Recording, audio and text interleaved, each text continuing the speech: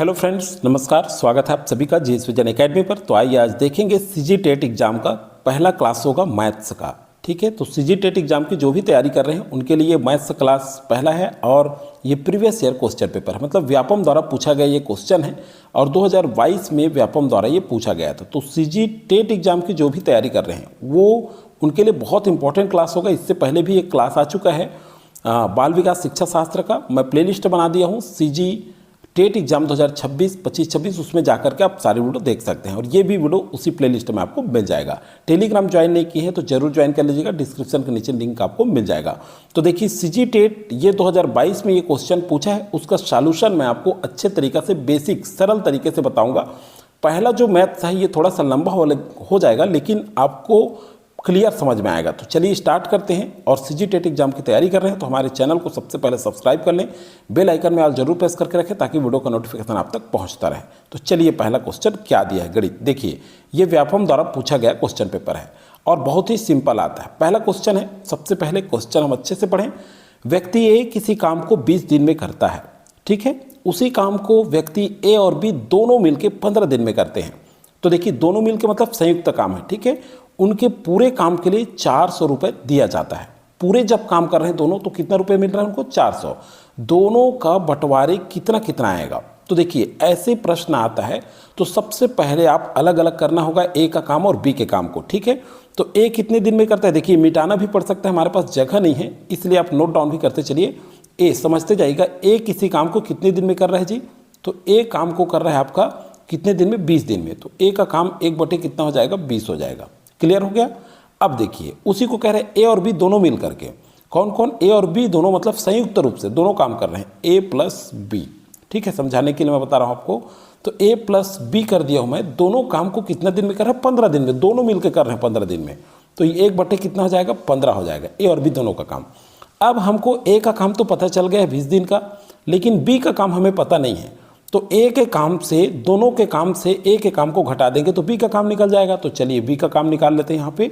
तो दोनों कितना दिन में किए जी, 15, ठीक है, क्लियर है। 1/15 ऋण 1/20, ठीक है, इस दोनों में घटा देते हैं। अब यहाँ कैसे होगा, तो देखिए 15 और 20 का लघुत्तम निकालेंगे तो कितना आता है, 60 आता है, ठीक है। लघुत्तम तो आप सभी का आता होगा। तो देखिए 15 में कितने का गुणा करें, देखिए 1/15 अंश है ना, ध्यान रखिएगा। अब क्या करेंगे हम लोग, यहाँ बी का काम निकाल रहे हैं तो 15 में कितने का गुणा करेंगे तो आएगा जी 60, 15 चौके 60, ऊपर 1 दिया है ना यहाँ, ये समझ रहे हैं। 1/15 मतलब दोनों का लघुत्तम समापवर्तक एलसीएम कितना आया, 60 आया है, ये ध्यान रखिएगा। दोनों का लघुत्तम कितना आया, लघुत्तम ल लिख देता हूँ मैं, आपको समझ में आ जाएगा। लघुत्तम समापवर्तक कितना आया, 15 और 20 का 60 आया। तो 15 में कितने का गुणा करेंगे तो 60, क्योंकि अंश को बराबर करना है, यहाँ पे 1 है, 1/15 है ना, तो ऊपर को 60 करना है दोनों का, ठीक है। ऐसे ही हल करते हैं मैथ्स को। तो 15 चौके 60, तो 4 हो गया, माइनस अब कितना हो जाएगा, ये 60 हो जाएगा क्योंकि लघुत्तम कितना आया है, 60 आया है। अब देखिए 20 है, 1/20 है ना, तो ऊपर को 60 करना है।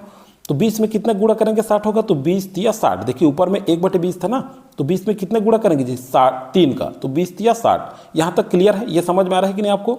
देखिए लघुत्तम 60 आता है, फिर से बता रहा हूँ। तो यहाँ 1/15 है और यहाँ 1/20 है, तो दोनों में हर का लघुत्तम 15 और 20 का लघुत्तम कितना आया, 60 आया। तो ऊपर में 15 में कितने का गुणा करें तो 60 आएगा, तो 4 का करेंगे, वही 4 ऊपर में लिख देंगे। तो 15 चौक 60, तो 1 के जगह में 4 लिखे। 20 का गुणा जो भी करेंगे तो 60 आएगा, तो 20 तिया 60, तो 3 1 है, तो 20 में 3 का गुणा कर रहे हैं ना यहाँ पे, तो उसी 3 को ऊपर में लिख दिए। ओके, तो 4 में 3 को घटाएंगे तो कितना आ जाएगा जी, 1 आ जाएगा, तो 1/60 आ गया। अब देखिए ये 1/60 है, ये बी का काम आ गया। ओके, क्लियर हो गया। अब क्या करना है आपको, अब देखिए हमको क्या करना है, ए अनुपात बी निकालना है। क्या निकालना है, ए अनुपात बी। तो चलिए यहाँ पे ए अनुपात क्या करेंगे, ए अनुपात बी निकालेंगे। तो ए अनुपात बी कैसे निकालेंगे, ए का काम कितना है, 1/20 है, तो लिख लीजिए 1/20 अनुपात बी का अनुपात कितना, बी का कितना आया काम, 1/60 आया, अभी निकाले ना भाई 1/60, तो 1 अनुपात है ना, ये याद रखिएगा। तो ये क्या हो जाएगा, 1/60 हो जाएगा, ठीक है। चाहे तो आप व्युत्क्रम कर सकते हैं, यहाँ पे ध्यान दीजिएगा। चाहे तो 1/20 है उसको गुणा करके 60/1 कर सकते हैं, व्युत्क्रम करके यहाँ पे ना। तो देखिए 1/20 चाहे तो ऐसा कर सकते हैं, बता रहा हूँ आपको, 1/20 गुणा 60/1 ऐसे भी कर सकते हैं, या दोनों पक्षों में गुणा करते हैं 60 का।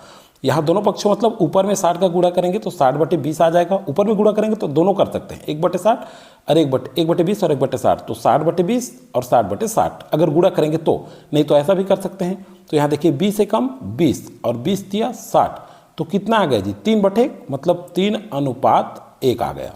ठीक है, तो अनुपातों का योग कितना होगा 3:1। ठीक है, 3:1 आया ना, तो 1 अनुपात कितना आया, देखिए ए और बी ज्ञात करें, ध्यान रखिएगा 1 अनुपात आया 3 अनुपात आ रहा है दोनों क्रमशः, और बी का हो जाएगा 1, तो 3:1 हुआ। यहाँ तक क्लियर हो गया आप सभी को।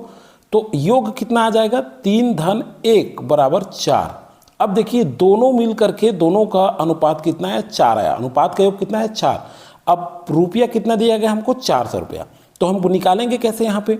अब देखिए सबसे बड़ी बात यह है कि 400 रुपया है, ए का कितना है 3 है और बी का अनुपात कितना है 1 है। यहाँ से देख लीजिए, तो पहले हम ए का ज्ञात करेंगे। ठीक है, ए को कितना रुपया मिलेगा, तो काम करेंगे उसके अनुपात में रुपया मिलेगा भाई। आप 4 दिन काम करेंगे तो आपको 4 दिन के हिसाब से, वो 3 दिन काम किया है तो 3 दिन के हिसाब से, तो ए कितना दिन 3 आया, अनुपात में 3 आया ना। तो अब क्या करेंगे ए का ज्ञात कर रहे हैं। ठीक है, किसका ज्ञात कर रहे हैं ए का, तो चलिए ए का ज्ञात करते हैं।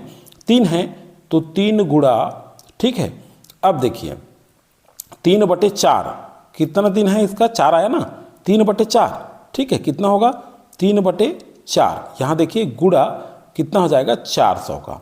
ठीक है, कितना का गुणा करेंगे 400 का, ए का निकाल रहे हैं ना, तो 4 का 100 से कट जाएगा, ये 4 में 100 का भाग देंगे, 100 4 एकम 4 4 शून्य 0, तो 100 में 3 का गुणा करेंगे तो कितना बच गया जी 300 रुपया। तो ए का काम कितना निकल गया 300 आ गया। देखिए अब मैं मिटा रहा हूँ। ठीक है, इसको नोट डाउन करने के लिए पहले से ही बोला हूँ मैं। ठीक है, स्पष्ट दिख भी रहा होगा मुझे लगता है, ये जो छपा हुआ प्रिंट है क्वेश्चन पेपर में ही बता रहा हूँ आपको सॉल्व करके, इसको आप ध्यान न दें, जो मैं लिख रहा हूँ उसको देखेंगे तो स्पष्ट हो जाएगा आपको। ठीक है, तो ए का कितना आया 3/4। चलिए यहाँ पे बताता हूँ, यहाँ क्या हुआ हमारा अनुपात कितना आया ए और बी का, फिर से चलते हैं आगे। ए अनुपात बी कितना आया जी 3:1 आया था। अब देखिए, और 3:1 मतलब योग कितना है इनका, काम का योग कितना हो गया 4, 3 और 1 कितना हो जाएगा 4 हो गया ना। तो अब ए का ज्ञात करेंगे, तो ए का हम कैसे करेंगे 3/ए का कितना आया है 3 है, और बी का अनुपात है ना भाई 1 आया है, तो 3/4 दोनों का योग 4 है ना, तो 4 गुणा 400 कर दीजिएगा, क्योंकि पैसा कितना है 400 दिया गया है, तो 400 में से निकालना है हमको, तो 4 एकम 4 यहाँ और 4 शून्य 0, तो 100 गुणा 3 मतलब कितना आ जाएगा, ये 3 बचा और ये 100 बचा, तो 100 तिया 300 हो गया। ठीक है, ये बेसिक तरीके से बता रहा हूँ ना, मैं समय ले रहा हूँ लेकिन आपको अच्छे से समझ में आ जाएगा। अब बी का क्या है, तो 1 है, बी का अनुपात कितना है यहाँ से देखिए 1 है, तो बी का ज्ञात करने के लिए क्या करेंगे जी, तो 1/4 गुणा कितना हो जाएगा 400।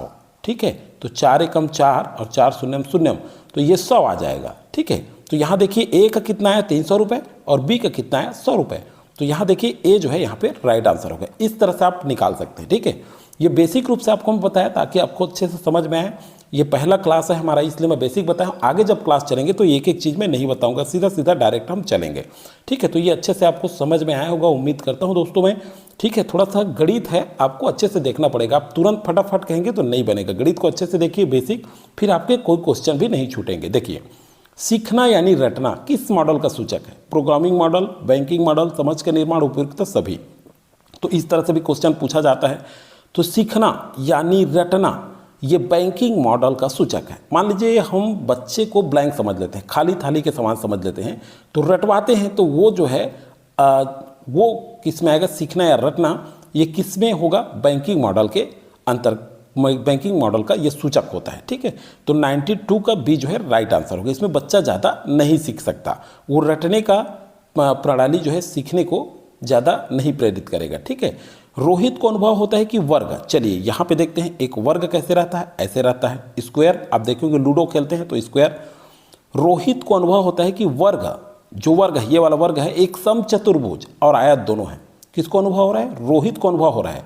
वह चिंतन किस चरण पर है, 93 का। अब देखिए ये विश्लेषण है क्या, बिल्कुल नहीं, विश्लेषण तो नहीं कर पा रहा है वो।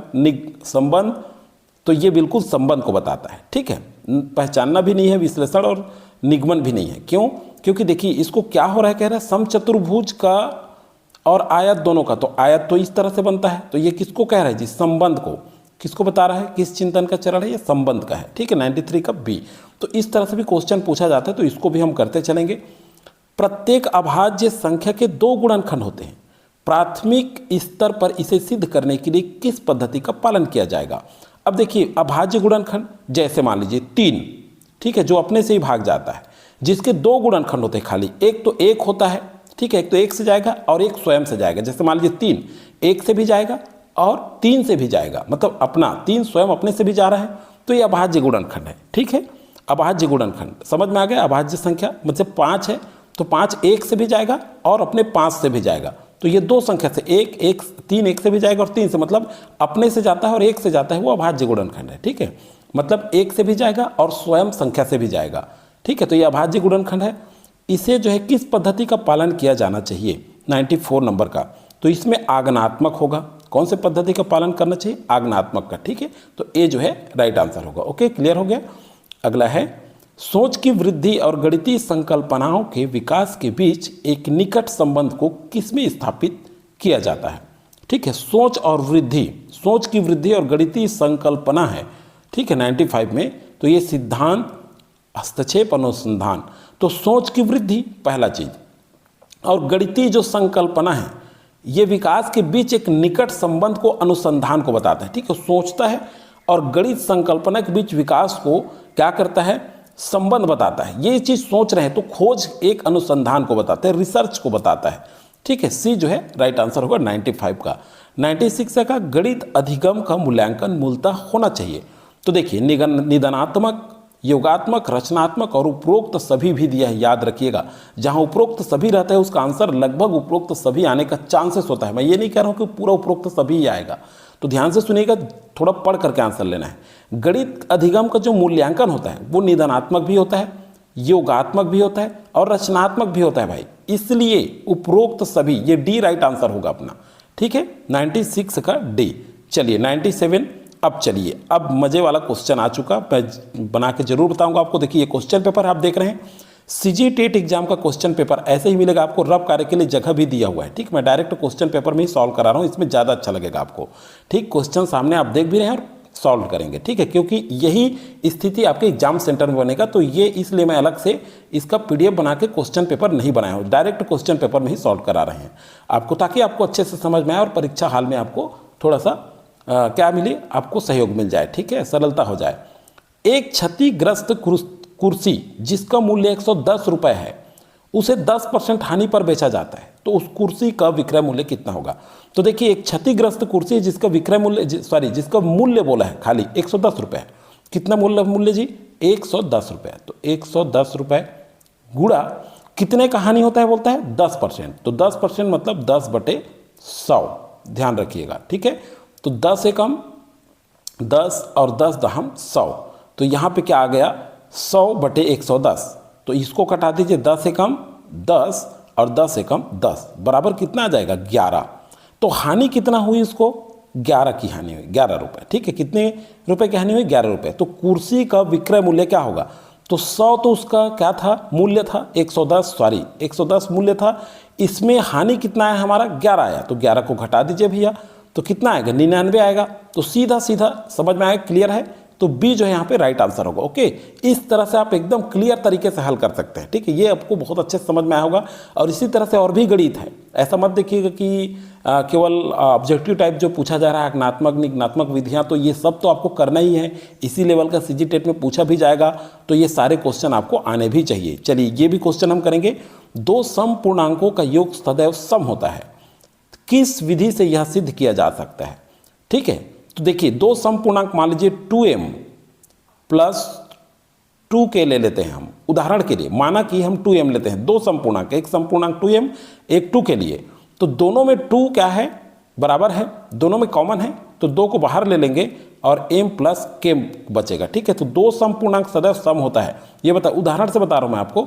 तो ये प्रत्यक्ष उपपत्ति का नियम है, जो हमें यही देखे हैं, तो ये प्रत्यक्ष उपपत्ति से हम सिद्ध कर सकते हैं। ठीक है, मतलब सिद्ध किया जा सकता है। तो बी जो है 98 का बी जो है राइट आंसर होगा। अगला चलिए देखते हैं, सूचना के ज्ञात अंशों को एक साथ रखना और ज्ञात से अज्ञात की ओर बढ़ना, ये क्या है, 99 का विश्लेषणात्मक विधि नहीं है, संश्लेषणात्मक विधि भी नहीं है, संश्लेषणात्मक, ठीक है, सिंथेटिक, ठीक है, सिंथेटिक मेथड या संश्लेषणात्मक विधि कहें, ये भी नहीं है, आगमनात्मक विधि है, ये क्या है, आगमनात्मक। ठीक है, तो सी जो है राइट आंसर होगा 99 का। चलिए 100 मौखिक उदाहरण विद्यार्थियों के किस शक्ति को विकसित करते हैं? विचार शक्ति को, तर्क शक्ति को, कल्पना शक्ति को और उपरोक्त सभी। तो देखिए मौखिक जो उदाहरण है, मौखिक जब हम देते हैं तो वो विचार करते हैं, पहला तो विचार आएगा। ये चीज़ आपको, चूंकि आप टीचर एग्जाम दे रहे हैं, आपको बच्चे को पढ़ाना है, तो ये हमारी समझ की बात है, लॉजिक क्वेश्चन कहा जा सकता है इसको। तर्क शक्ति भी है, ठीक है, क्योंकि मौखिक हम पूछ रहे हैं, उदाहरण बता रहे हैं, तो तर्क भी करेगा वो, और बच्चा कल्पना भी करेगा उसमें, ठीक है। तो उपरोक्त सभी आएगा, बिल्कुल राइट आंसर डी होगा इसका। इस तरह से आपको आंसर लेना है, ठीक है, गलत नहीं करना है वहाँ पे। यहाँ देखिए एक लड़का, अब गणित आ गया अब आपका, तो एक लड़का देखिए रफ कार्य के लिए जगह दिया है, इसी में मैं बनाता हूँ, ठीक है, इसी में ही आपको भी बनाना है एग्जाम सेंटर में। तो देखिए एक लड़का 20 मिनट में 960 शब्द टाइप कर सकता है, प्रति घंटे में उसके टाइपिंग की गति क्या होगी? तो देखिए एक लड़का 20 मिनट में, तो 960 में पहले 20 को भाग दे दीजिए पहले ही, ठीक है। तो यहाँ पे शून्य को शून्य से कटा दें, 2 को 96 से कटाएं, तो 2 चौक 8 और 2 अट्ठे 16। तो देखिए जी सबसे पहले कितना आया हमारे पास? 48 आ गया, ठीक है, क्लियर हो गया। सबसे पहले क्या हुआ? 48। अब हम देखेंगे प्रति घंटे, तो 1 घंटे में कितना मिनट होता है? 60 मिनट। टाइपिंग की गति क्या होगी? तो यहाँ पे हम 20 मिनट में 960 शब्द टाइप कर सकता है, तो इसको हम निकाले तो कितना है? 48, और 1 घंटे में कितना होता है? 60 मिनट। तो 48 में 60 का आप गुणा कर दीजिए सीधा सीधा, ठीक है। तो कितना हो जाएगा? 6 × 48 के 8, हाथ की लाया 2, 6 चौक 24, 4 28। तो इसको देखेंगे तो ये आ जाएगा 2880। देखिए मैं गुणा करके भी बता रहा हूँ आपको। तो 2880 ए जो है राइट आंसर होगा। 101 का जो आंसर होगा, ठीक है, वो क्या हो जाएगा? ए होगा। 2880 शब्द प्रति घंटा टाइप करता है। क्यों? क्योंकि 1 घंटे में 60 मिनट होते हैं भाई। अब इस तरह से क्वेश्चन पूछा जाएगा तो ऐसे आपको सॉल्व करना है। क्लियर हो गया? ये समझ में आ गया होगा। चलिए आगे देखते हैं। देखिए ये पूछा है, यदि किसी बेलन की त्रिज्या और ऊंचाई, मान लीजिए, चलिए बताते हैं यहाँ पे, मान लीजिए ये बेलन है, ठीक है, ये बेलन है, चलिए ये बेलन है, और त्रिज्या और ऊंचाई, तो ये जो है, ये जो लंबा लाइन में खींचा हूँ, ये ऊंचाई मान लेते हैं h, और यहाँ से ये वाला जो दिख रहा है पोर्शन, ये r मान लेते हैं त्रिज्या। तो अब देखिए किसी बेलन की त्रिज्या और ऊंचाई, ठीक है, ये O से लेकर A लिख लेते हैं, ठीक है, इसको M जो भी मान लेते हैं जगह, तो O से A तक, ठीक है, O से A तक जो ये जो सेंटर O लिए हैं और A लिए हैं, ये क्या है? त्रिज्या है। ये वाला जो लाइन दिखा रहा हूँ आपको, ये त्रिज्या है, R और H है, मतलब त्रिज्या R है, ऊंचाई H है, ये वाला जो पोर्शन है ये ऊंचाई है। तो बेलन का आयतन क्या होगा? तो बेलन का आयतन क्या होगा जी? पाई r स्क्वायर h होगा, ठीक है। बेलन का आयतन का सूत्र ही है पाई r स्क्वायर h, ठीक है। तो क्या हो जाएगा? सी जो है राइट आंसर होगा 102 का। ओके, क्लियर है। चलिए आगे क्वेश्चन देखते हैं हम एक और प्रश्न का। 6 सेंटीमीटर गुणा 5 सेंटीमीटर के माप के आकार के कागज के किनारे से, देखिए 6 सेंटीमीटर और 5 सेंटीमीटर मतलब 6 पंछे, गुणा कर लीजिए पहले, 6 पंछे कितना हो जाएगा जी? 30 हो जाएगा, ठीक है, 30 स्क्वायर, ठीक है, कितना हो गया? 30 स्क्वायर, 6 पंछे 30, और ये कागज के किनारे से, तो ये 6 पंछे 30, ये बड़ा कागज है, देखिए यहाँ पे ये दिया हुआ है, ये कागज का टुकड़ा भी आप देख पा रहे होंगे यहाँ पे, तो ये 6 है और ये 5 है, तो 6 पंछे 30 किए पहले। दूसरा दिया है छोटा सा, यहीं से काटा जा रहा है, देखिए 3 और 2 काटा जा रहा है ना, तो 3 दूनी कितना हो जाएगा? 3 गुणा 2 बराबर 6। तो 30 में से अब क्या बोल रहा है? कागज के टुकड़ा काटा गया, तो बच्चे कागज के टुकड़े का क्षेत्रफल क्या होगा? तो भाई ये 30 है, बड़ा कागज में से काटा जा रहा है, कितना? 3 दूनी 6 का, तो 30 में 6 घटाएंगे तो 24 स्क्वायर आएगा ना सेंटीमीटर, 24 वर्ग सेंटीमीटर, ठीक है। तो सही आंसर हो जाएगा सी, 103 का सी। क्लियर हो गया? समझ में आ गई बातें? क्योंकि काटा जा रहा है तो ऊपर का गुणा करें और नीचे को घटा देंगे तो वो नीचे का क्षेत्रफल एरिया निकल जाएगा। ओके, चलिए अगला है, निम्नलिखित में से गणित की प्रकृति का संबंध किससे नहीं है? गणित की प्रकृति का संबंध किससे नहीं है? देखिए शुद्धता से है, विशिष्ट क्रम से भी है और स्वरूप से भी है, लेकिन विस्तारित जो अभिव्यक्ति होता है, ये कला साहित्य जो विषय होता है उससे संबंधित होता है, ठीक है। तो ये सही नहीं है, मतलब ये प्रकृति, गणित की प्रकृति का संबंध सी से नहीं है, विस्तारित अभिव्यक्ति से, ठीक है। तो यहाँ पे 104 का सी होगा। क्लियर है दोस्तों? ओके, क्लियर है, यहाँ तक समझ में आया आप सभी को? क्योंकि शुद्धता देता है, गणित का मान शुद्धता है, विशिष्ट क्रम में होता है और स्वरूप भी रहता है, लेकिन विस्तारित अभिव्यक्ति नहीं होता। ओके, क्लियर है। तो इतना 104 क्वेश्चन आज हमने किया है। यहाँ मैं एक चीज़ और दिखा दूँ आपको कि भिन्न संख्या 3/16 को प्रतिशत में बदलिए। तो ये क्वेश्चन गणित के आगे क्लास में होगा, क्योंकि वीडियो लंबा हो जाएगा। आगे में जो बचा है इसको जल्द कराऊंगा। आप कमेंट करके बताइए आपको कैसा लगा मैथ्स। आपको बेसिक तरीके से बताया हूं, क्योंकि बेसिक आप समझ जाएंगे तो परीक्षा हाल में तुरंत हल कर सकते हैं। यहाँ समय लग रहा है लेकिन परीक्षा हाल में नहीं लगेगा। आपको अच्छा लगता है वीडियो दोस्तों तो लाइक आप जरूर करें, अधिक से अधिक लोगों को शेयर कर दें, ताकि और भी जो हमारे साथी जो तैयारी कर रहे हैं वो जो है जुड़ पाएँ। अगर आप कहते हैं तो लाइव क्लास भी आयोजित होगा। कमेंट करके बताइए वीडियो को आप जो है वीडियो के नीचे कमेंट सेक्शन में।